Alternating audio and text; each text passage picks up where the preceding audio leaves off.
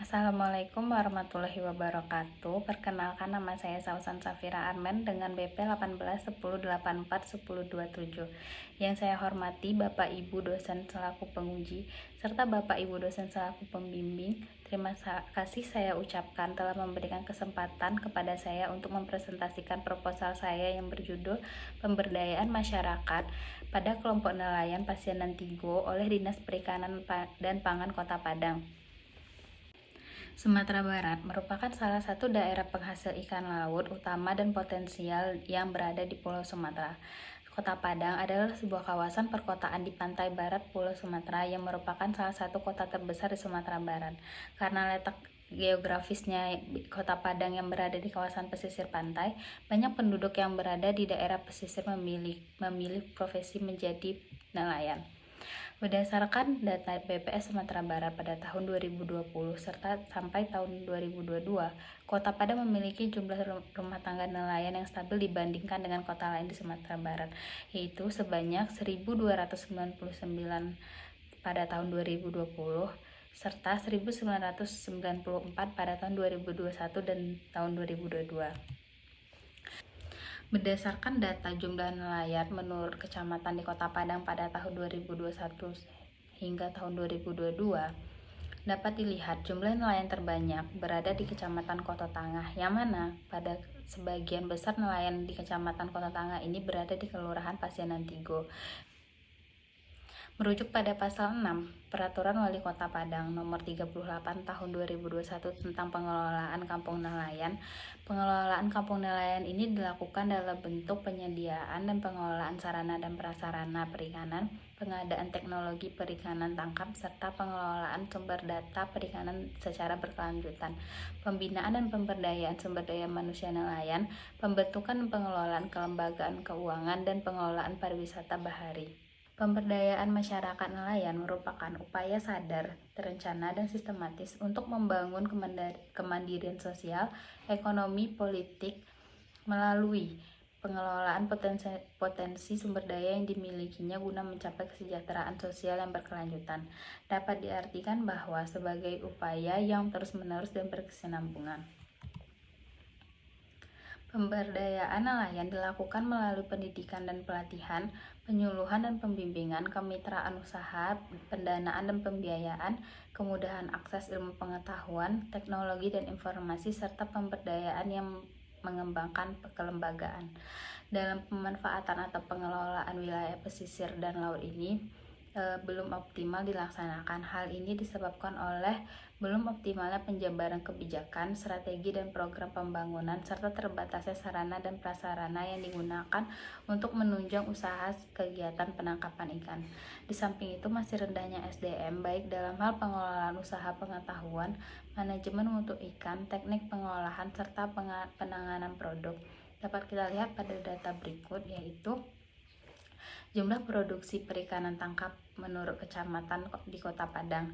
Pada data tersebut, produksi perikanan yang dihasilkan di Kecamatan Kota Tangah pada tahun 2021 hingga 2022 terbilang masih rendah dibandingkan dengan Kecamatan Lubuk Begaluk yang jumlah nelayannya masih di bawah Kecamatan Kota Tangah, seperti yang tertera pada data sebelumnya. Padahal pemerintah Kota Padang sudah menetapkan pembangunan kampung nelayan di Kelurahan Pasianan Tigo yang diarahkan pada pengembangan usaha perikanan tangkap. Berdasarkan data jumlah produksi yang dihasilkan oleh Kecamatan Kota Tangah, dapat dilihat bahwa kenyataannya program pembangunan yang dijalankan belum terlaksana dengan optimal, sehingga tujuan dari adanya pemberdayaan masyarakat nelayan ini pun belum terlaksana untuk mensejahterakan kehidupan masyarakat nelayan. Masih banyak masyarakat di Kelurahan Pasianan Tigo yang hidup di bawah garis kemiskinan karena tidak adanya perahu atau sarana penangkapan ikan yang kurang memadai, sehingga banyak warga setempat yang menumpang di perahu tetangga untuk melaut mencari ikan. Di sini fenomena teoritisnya kurang maksimalnya pemanfaatan alat-alat yang difasilitasi oleh Dinas Perikanan dan Pangan melalui Sentral Pengolahan Perikanan yang ada di Kelurahan Pasianan Tigo sebagaimana fungsi awalnya, Yang kedua yaitu pemberian bantuan secara berkelompok dapat dikatakan kurang efektif dilakukan karena memungkinkan terjadinya gesekan atau konflik antar masing-masing kelompok.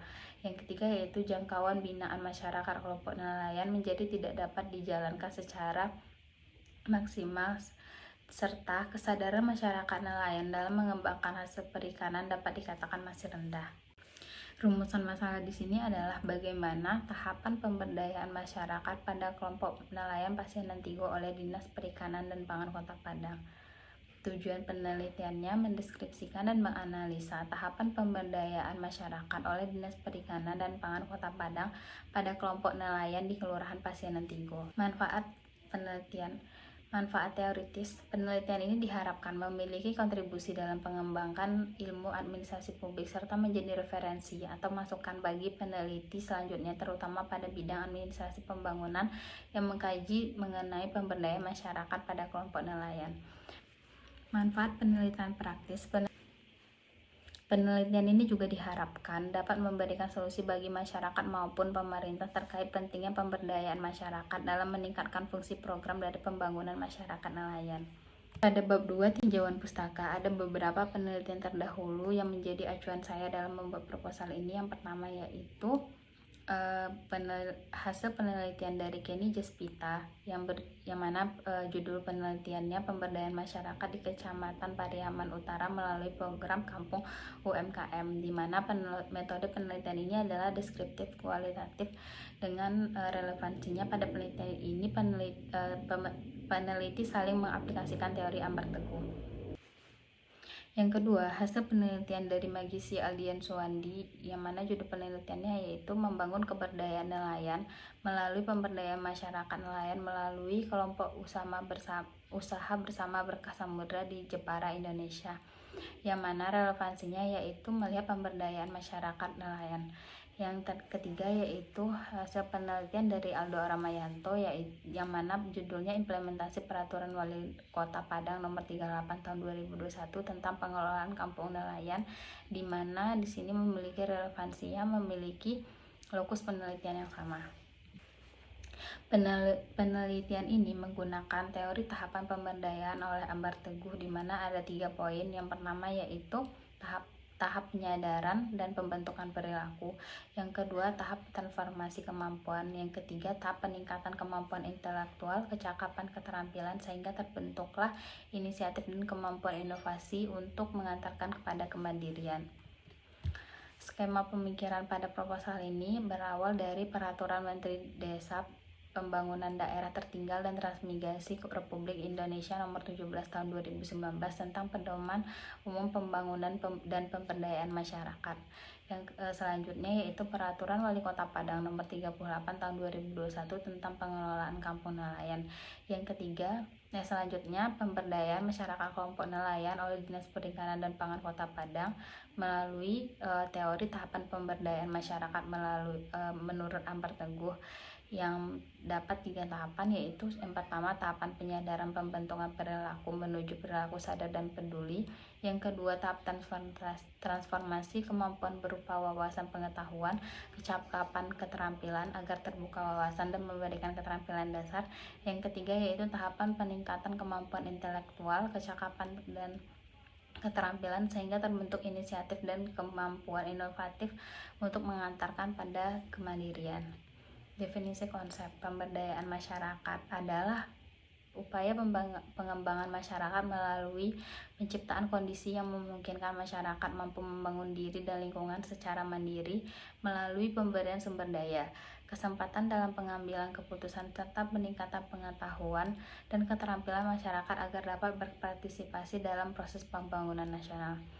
Selanjutnya yaitu adalah kelompok nelayan adalah suatu kelompok masyarakat yang kehidupannya bergantung secara langsung pada hasil laut, baik dengan melakukan penangkapan maupun budidaya. Mereka pada umumnya tinggal di pinggir pantai, sebuah lingkungan permukiman yang dekat dengan lokasi kegiatannya. Pada bab 3 yaitu adalah metode penelitian. Pada proposal kali ini pendekatan penelitian menggunakan pendekatan kualitatif dengan metode deskriptif. Teknik pengumpulan datanya observasi, wawancara, serta dokumentasi. Teknik pemilihan informannya purpose sampling. dan peranan peneliti di sini sebagai instrumen kunci.